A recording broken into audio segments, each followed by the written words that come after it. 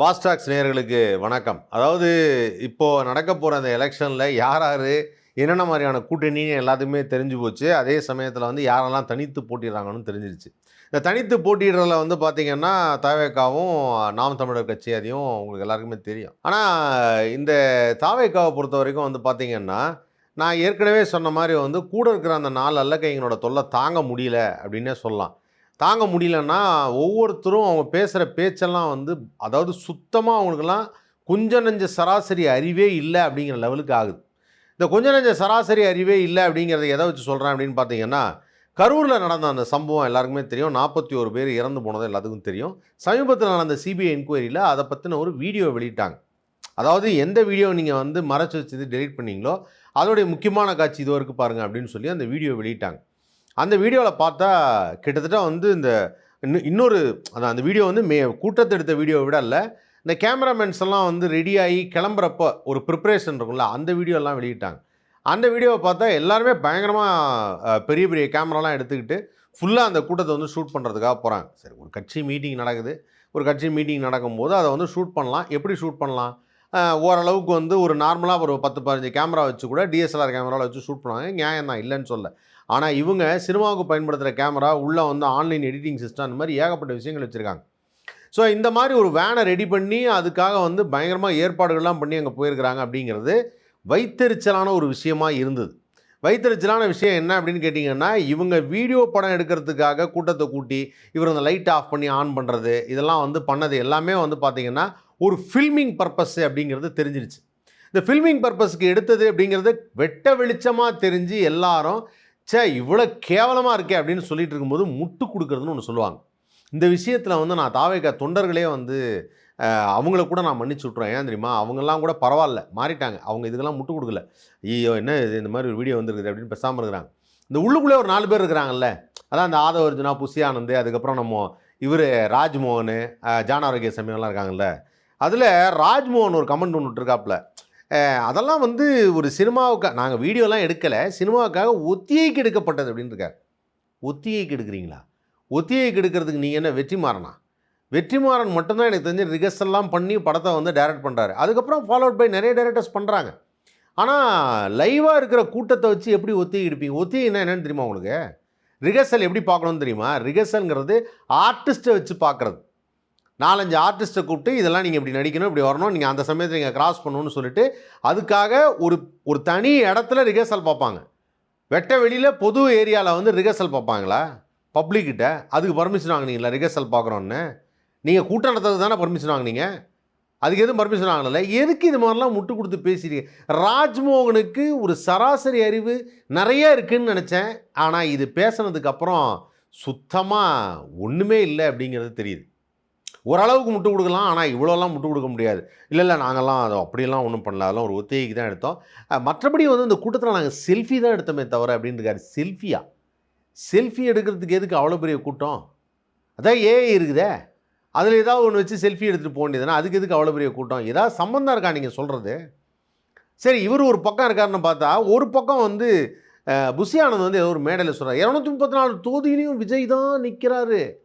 ஆமாம், அதனால் விஜய் ஜெயிச்சா மட்டும் போருமா? விஜய் வந்து ஒரு 4 தொகுதியில் நின்று ஜெயிக்கலாம். மிச்ச தொகுதியிலலாம் அவங்க தொண்டர்கள் எல்லாரும் வந்து நின்று ஜெயிச்சு நம்ம அரசாங்கத்தை வந்து கைப்பற்றணும் அப்படின்னு சொல்கிறாரு. முதல்ல அவருக்கு வந்து சட்டம் தெரியுமா? 4 தொகுதியில் நிற்கவே முடியாது, 2 தொகுதியில் தான் அட் அ டைமில் நிற்கலாம். இது வரைக்கும் யாராவது 4 தொகுதியில் நின்று கேள்விப்பட்டிருக்கீங்களா? ஏதாவது ஒன்று புரிஞ்சு தான் பேசுகிறாங்களா அவங்க? இல்லை இவங்க பேசுகிறதெல்லாம் வந்து இருங்க இன்றைக்கி நம்மளை பற்றி எதுவும் வீடியோ வரவே இல்லை, அவங்கெல்லாம் கொஞ்சம் பேசட்டும் அப்படிங்கிறதுக்காக பேசுகிறாங்களா? இந்த தடவை வந்து எந்தெந்த தொகுதியில் எவ்வளோ சீட்டு ஜெயிப்பாங்க அப்படின்னு சொல்லிட்டு ஒருத்தர் வந்து கணக்கு சொல்லியிருக்காருங்க. கணக்கு சொன்னவர் எப்படி சொல்லியிருக்காருன்னா, கண்டிப்பாக இந்த தடவை தாவேகாவில் வந்து பார்த்திங்கன்னா 40 சீட்டுகள் வந்து ஜெயிப்பாங்க. அதுக்கப்புறம் வந்து பாமக ஒரு 5 சீட்டு ஜெயிப்பாங்க. அப்புறம் வந்து நாம் தமிழர் கட்சியில் வந்து 5 கண்டிப்பாக பிடிச்சிருவாங்க. அதுக்கப்புறம் வந்து பாஜக வந்து 8, 9, 10 சீட்டுக்குள்ளே வந்துடும். அதுக்கப்புறம் வந்து பார்த்திங்கன்னா ஒரு 85லேருந்து 90 சீட்டு வரைக்கும் 90 சீட்டு வரைக்கும் அதிமுக வந்துடும். அதுக்கப்புறம் வந்து ஒரு டிஎம்கே ஒரு 35 சீட்டு வந்து வந்துடும். அது ஆக மொத்தத்தில் இது வந்து ஒரு என்ன தொங்கு சபையாக தான் இருக்கும். எதுவுமே மெஜாரிட்டியில் வராது, தொங்கு சபையாக தான் இருக்கும் அப்படின்னு ஒன்று சொல்கிறாங்க. இது ராஜகோபாலனுடைய கணக்கு அப்படின்னு ஒரு சொல்கிறார். ஆனால் இவரை நல்லா நோட் பண்ணிக்கங்க, கண்டிப்பாக இது மாதிரி வருதான்னு சொல்லுவோம். ஏன்னா எப்பவுமே என்ன நடக்கும்னா, சமீபத்தில் கூட ஏதோ ஒரு வீடியோ பார்த்தேன், அன்றே கணித்தார் அப்படின்னு சொல்லிட்டு யாரோ ஒருத்தரோட வீடியோ போட்டு, தெரியுமா இவர் தான் சொன்னார் 2024 இவர் தான் ஆட்சிக்கு வருவார்னு, இவர் தான் சொன்னார் 2026 வந்து இப்படி ஒரு வார் வரும்னு, இவர் தான் சொன்னார்னு இப்போ சொல்கிறாங்க. ஆனால் அந்த வீடியோ வந்து முன்னாடி வந்ததெல்லாம் நம்புற மாதிரி இருக்கும். இது என்னவோ வந்து இந்த தேர்தல் கணிப்பெல்லாம் வந்து ஜோசியக்காரங்க கணிப்பு மாதிரி ஆயிடுச்சு. அதெல்லாம் கிடையவே கிடையாது. மக்கள் என்ன அன்னைக்கு யோசிக்கிறாங்களோ, அன்னைக்கு அவங்க மைண்டில் என்ன இருக்கோ, அதான் ரொம்ப ரொம்ப முக்கியமான ஒரு விஷயம். இதெல்லாம் ஒவ்வொரு பக்கமும் அந்த ட்விஸ்ட் அண்ட் டர்ன்ஸ் பண்ணிகிட்டே இருக்கிறாங்க. அதாவது என்னென்னா, இவங்க சார்பில் ஏதாவது ஒன்று சொல்லணும் அப்படிங்கிறதுக்காக ஒரு விஷயத்தை சொல்லிகிட்டே இருக்காங்க.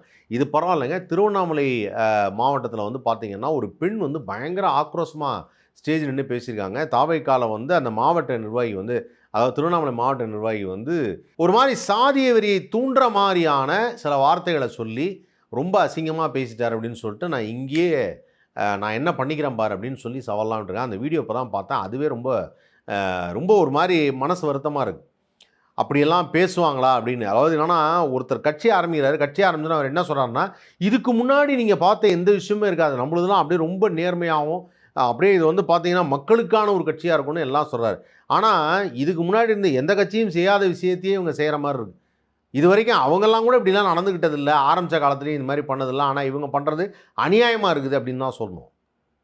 எனக்கு தெரிஞ்சு வந்து ஒரு சில இன்சிடெண்ட்டை சொல்கிறேன் கேட்டுக்கங்க. ஒரு நல்ல தலைவனாக இருக்கிறது என்ன பண்ணணும் அப்படின்னா, எப்போவுமே தன் மேலே ஒரு வந்து அவதூறான வழக்கு அப்படின்னு ஒன்று சொல்லிட்டாங்கன்னு வச்சுங்களேன். இப்போ இவர் வந்து சொல்கிறாங்க, எல்லோரும் சொல்கிறாங்க, சார் இந்த மாதிரி சார் அவங்க இப்போ வந்து கேஸ் போட்டிருக்கிறாங்க, இவர் வந்து த்ரிஷாவோட தான் இருக்கான்னு சொல்லி எல்லாம் சொல்கிறாங்க அப்படின்னு சொல்லி அவதூறான வழக்குனா, இல்லையே அந்த மாதிரி எதுவுமே இல்லையே அப்படின்னு தான் சொல்லிடணும். 2 நாளில் இவர் நேராக வந்து த்ரிஷாவே கூட்டிகிட்டு ஸ்ட்ரைட்டாக வந்து ஒரு கல்யாணத்துக்கு வந்து ஃபங்க்ஷனுக்கு போகிறார். நான் அப்படித்தான் அப்படின்னு சொல்கிறாரு. இது நல்லதா? இது ஒரு தலைவனுக்கு அழகா? ஒரு விஷயத்தை இல்லைன்னு நீங்கள் ப்ரூவ் பண்ணணும். இல்லைனாலும் அது உங்களுக்குள்ளே இருக்க பர்சனல், அந்த விஷயத்தில் யாரும் நாங்கள் தலையிட போகிறது கிடையாது. அப்படி அந்த பர்சனலான விஷயத்தை ஓப்பனாக எல்லாருக்கும் சொல்கிறது மூலிமா நீங்கள் என்ன தெரிவிக்க வரீங்க? அதே மாதிரி ஒரு தலைவனாக இருக்கிறதுக்கு ஒரு தொண்டனை எப்படி நீங்கள் பார்த்துக்கணும்? உங்களுடைய கூட்டத்தில் வந்ததில் ஒரு 41 பேர் இருந்தாங்க. இன்னும் எனக்கு மனசுக்கு ஆறாத ஒரு விஷயம் என்னென்னா, 2.5 வயசு குழந்தை ஒன்று இறந்து போச்சு. அந்த குழந்தை இறந்து போனப்போ கூட உங்களுக்கு தோணலையா நேராக போய் அவங்க வீட்டில் போய் பார்க்கணும் அப்படின்னு சொல்லி? அப்படி என்ன சார் உங்களை அப்படியே மொச்சு எடுத்துருவாங்க? இல்லை அப்படி என்ன உங்களை வந்து எல்லாரும் வந்து கடிச்சு தின்றுவாங்க? கல்யாண வீடாக இருந்தால் நீங்கள் கல்யாணத்துக்கு போகலாம் சார், போய் வாழ்த்துக்களை தெரிவிக்கலாம் இல்லையா? அவங்கள ஒரு நாள் கல்யாணம் பண்ணவங்களையோ இல்லை ஏதாவது நல்ல ஃபங்க்ஷன் சொல்லி வீட்டுக்கு வாங்க ஒரு நாள் விருந்து வைக்கிறான்னு சொல்லலாம். ஆனால் சாவு வீட்டுக்கு மட்டும் நீங்கள் தான் போகணும். சாவு வீட்டில் இருக்கவங்க நேராக எங்கள் வீட்டுக்கு வாங்க, உங்களை நாங்கள் துக்கம் விசாரிக்கிறேன்னு யாரும் விசாரிக்கக்கூடாது. அப்படி விசாரிக்கிறது மனித மரபே கிடையாது. இவங்கெல்லாம் எப்படி சார் தலைவன் ஒத்துக்கிறது? நல்லா கேட்டுக்கங்க. விஜய், நீங்கள் வந்து ஒரு நல்ல நடிகராக இருங்க, நல்ல நடிகராக இருங்க, நல்லா படங்கள் பண்ணுங்க. இதை தான் ஆரம்பத்துலேருந்தே சொல்லிகிட்டு இருக்கேன். நீங்கள் அரசியலுக்கு வர்றதும், நீங்கள் அரசியலுக்கு வந்தது கூட தப்பு இல்லை. ஆனால் அரசியலுக்கு வரும்போது இந்த 4 அல்லக்கையில் வச்சுட்டு எங்கள் உயிரை வாங்குறீங்க பாருங்கள். அப்பப்போ ஏதாவது ஒன்று பேசி பேசி நம்மளை இரிட்டேட் பண்ணி அதாவது எனக்கு இதெல்லாம் வந்து ஃபஸ்ட்டு வந்து தொண்டர்கள்லாம் வந்து இந்த பசங்களாம் இருக்காங்க, இவங்கெல்லாம் வந்து தற்கொலைங்க அப்படின்னு சொன்னாங்க. ஆனால் எனக்கு இப்போ என்ன தோணுதுன்னா, இந்த பசங்களாம் நான் கேட்டகரியிலே எடுத்துக்கல. அது பாவம் சின்ன பசங்க, விளையாட்டு பசங்க, அவங்க இப்படி தான் பேசுவாங்க. அவங்களுக்கு இன்றைக்கி ஒன்று பிடிக்கும், நாளைக்கு ஒன்று பிடிக்கும், நாளைக்கு வேற ஒன்று வந்துருச்சுன்னா அதையும் பிடிக்க ஆரம்பிக்கும். அது ஏஜ். ஆனால் அந்த கூட சேர்ந்த 4 பேருன்னு சொல்லி வச்சுருக்கீங்களே, யப்பா இப்போ சொல்கிறேன் நல்லா கேட்டுக்கங்க, வேறு யாரும் அழிக்க வேணாம், அந்த 4 பேர் சேர்ந்தே அழிச்சிருவாங்க. இப்போ தாவேகா வந்து பாண்டிச்சேரியில் வந்து தனித்து போட்டிடுறாங்களாம். இப்போ இதில் ஒரே ஒரு ஆனந்தம் யாருக்குன்னா புஷி ஆனந்துக்கு மட்டும்தான். அப்பாடா தாவேகா தனித்து போட்டிட்டு எப்பா தலைவா செம்ம தலைவா அப்படின்னு சொல்லி அவர் மட்டும் தான் ஜாலியாக இருப்பார். ஆனால் ஆதவர்ஜுனா வந்து எதுக்காக ரஜினி சாரை பற்றி பேசினான்னு தெரில, அப்புறம் எதுக்கு மன்னிப்பு கேட்டான்னு தெரில. தேவையில்லாத பப்ளிசிட்டி, இது தேவையில்லாத விஷயம். அதே தான் எல்லோரும் சொல்லிட்டாங்க, அசிங்கம். சூப்பர் ஸ்டாரை பகைச்சிக்கிட்டு இங்கே ஒருத்தர் அரசியலில் வந்து நான் நின்றுவேன்னு சொல்லவே முடியாது. அதுக்கு வந்து வாய்ப்பே கிடையாது. ஏன்னா ஸ்டார் வேல்யூங்கிறதுக்காக சொல்ல, சூப்பர் ஸ்டார் என்பவர் நேர்மையான நல்ல மனிதர். அவர்கிட்ட உண்மை இருக்குன்னு மக்கள் நம்புகிறாங்க, அதுதான் உண்மை. அப்படி உண்மையாக இருக்கக்கூடிய ஒரு மனிதர் சொல்கிறத எப்பவுமே மக்கள் நிராகரிக்க மாட்டாங்க. தேவையில்லாமல் அவரையும் பகைச்சிக்கிட்டீங்க. எனக்கு சத்தியமாக புரியவே இல்லை. ஏன்னா இந்த எலெக்ஷனில் என்ன நடக்க போகுது, அதுலேயும் எனக்கு தாவேக்கா என்ன தான் பண்ண போகிறாங்கன்னு நான் வேடிக்கை மற்றவங்கலாம் சார் இது போட்டியெல்லாம் வந்து பார்த்தீங்கன்னா அதிமுக பாஜக கூட்டணிக்கும் டிஎம்கேக்கும் தான் இப்போ போட்டியே. எனக்கு தெரிஞ்சு தாவேக்காலாம் ரூல்ட் அவுட் அதில். நாம் தமிழர் வந்து உண்மையிலேயே வந்து சீமானனை பாராட்டினா ஆரம்பிச்சிலேருந்து இப்போ வரைக்கும் அவருக்குன்னு ஒரு கொள்கை வச்சுருக்காரு, அவருக்கான ஒரு மக்கள் கூட்டம் இருக்கிறாங்க, ஒரு கணிசமான ஓட்டு வாங்கிட்டு இருக்காரு. உண்மையிலே அவரை பாராட்டலாம் போல இருக்கு. விஜயை நினச்சி பார்க்கும்போது சிரிப்பு தான் வருது. அது அப்புறம் தயவுசெய்து விஜய் இனிமேல் தயவுசெய்து எம்ஜிஆரோடலாம் கம்பேர் பண்ணாதீங்க. மக்கள் தலைவர் எம்ஜிஆருங்கிறவர் வந்து இப்போ கூட வந்து அந்த பேரை சொன்னால் புல்லரிக்கும். ஏன்னா எம்ஜிஆர் அவர்கள் வந்து ஒரு மிகப்பெரிய பிம்பம். திரையுலகத்தில் அவரை பார்த்து ஒரு தடவை அப்படி ஸ்மைல் பண்ணாருன்னா எப்பா அவருக்கே ஓட்டு போடலாம்பா அந்த மாதிரி இருக்கும் அந்த ஃபேஸ். அந்த ஃபேஸ் எல்லாம் உங்களுக்கு கிடையாது. அந்த ஃபேஸ் எல்லாம் உங்களுக்கு கிடையவே கிடையாது. தயவுசெய்து அவரை கம்பேர் பண்ணாதீங்க, சரியா? எம்ஜிஆர் அவர்கள் வந்து அவருக்கு வயது 60 இருக்கும்போது எலெக்ஷன் நின்னப்போ எம்ஜிஆர் அவர்களுக்கு வந்து 70 வயசு 75 வயசு பாட்டி கூட ரசிகர்களாக இருந்தாங்க. உங்கள் கூட்டத்துக்கு ஏதாவது வயசானவங்க வந்தாங்க இந்த யங்ஸ்டரை தவிர வரமாட்டாங்க. அதனால் நல்லா தெரிஞ்சுக்கங்க, அந்த மாதிரியெல்லாம் கிரேஸ் எல்லாம் உங்களுக்கு கிடையாது.